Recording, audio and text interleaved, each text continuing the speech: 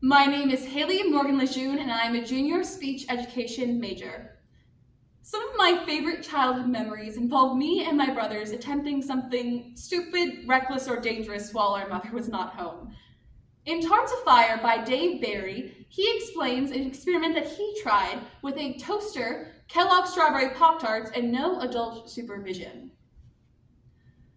The thing I like best about being a journalist, aside from being able to clip my toenails while working, is that sometimes through hard work, perseverance, and opening my mail, I come across a story that can really help you, the consumer, gain a better understanding of how you can be killed by breakfast snack foods.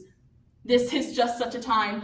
I have received from alert reader Richard Reichel an alarming article from the New Philadelphia, Ohio, Times reporter headlined, "Overheated Pop-Tarts Cause Dover House Fire," officials say.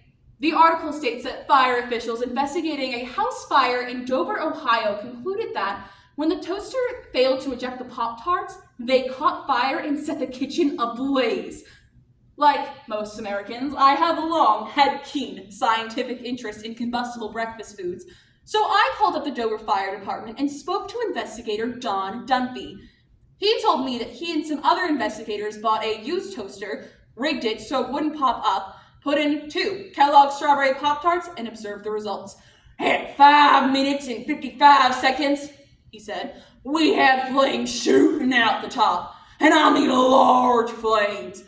We also tried it with an off-brand tart.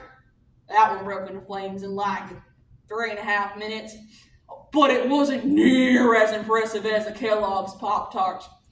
A quality you will find in top investigative journalists such as Woodward, Bernstein, and myself is that before we publish a sensational story, we make every effort to verify the facts, or else this would be boring. So, after speaking with Dunphy, I proceeded to my local Kmart where I spoke with an employee in the appliance sector, me.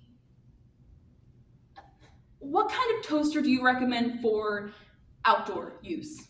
Employee: "A cheap toaster?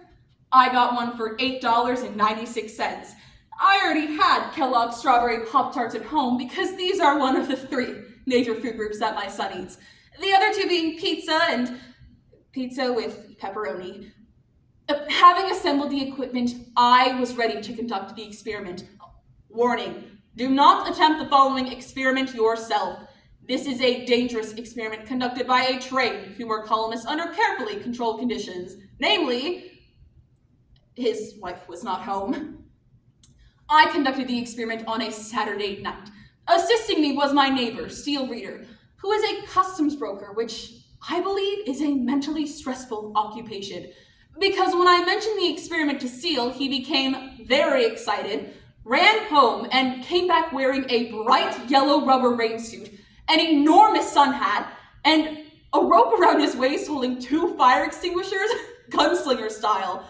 He also had a first aid kit containing, amongst other things, the largest tube of Preparation H I have ever seen. Using an extension cord, we set the toaster up a safe distance away from the house. I then inserted 2 Kellogg's Strawberry Pop-Tarts, made with real Smucker's fruit, and Seal, wearing thick gloves, held the toaster lever down so it couldn't pop up. After about 2 minutes, the toaster started making desperate rattling sounds, which is how toasters in the wild signal to their herd that they are in distress. After another minute, the Pop-Tarts started smoking, and at 5 minutes and 50 seconds, scary flames began shooting 20 to 30 inches out of both toaster slots.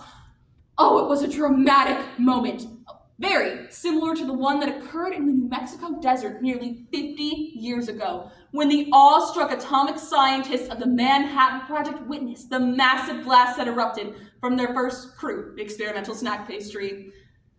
We unplugged the extension cord, extinguished the blaze, and determined that the toaster's career as a professional small appliance was over.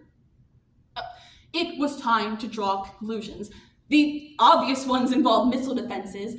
By using currently available electronic and baking technology, we could build giant toasters and place them around the US, and then load them with enormous Pop-Tarts. When we detected incoming missiles, we'd simply hold the toaster lever down via some method, and within minutes, boom, the country would be surrounded by a protective wall of flames, and the missiles would either burn up or get knocked off course and detonate harmlessly in some place like New Jersey. Anyway, that's what I think we should do, and if you think the same thing, then you have inhaled way too many Smucker's fumes.